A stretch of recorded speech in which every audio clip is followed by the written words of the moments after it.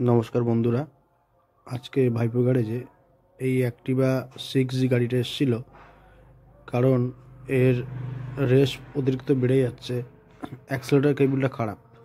তো এই গাড়ির দুটো অ্যাক্সেলেটার কেবিল থাকে, তো আমরা অ্যাক্সেলেটার কেবিলগুলো চেঞ্জ করছি। তো দুখানা কেবিল নতুন লাগাতে হয়েছে। তো কেবিল লাগাতে গেলে আমাকে পুরো পিছন থেকে সামনে পর্যন্ত এন্টার বডি আমাকে খুলতে হবে, খুলে তারপরে এই অ্যাক্সেলেটার কেবিলটা লাগাতে হবে।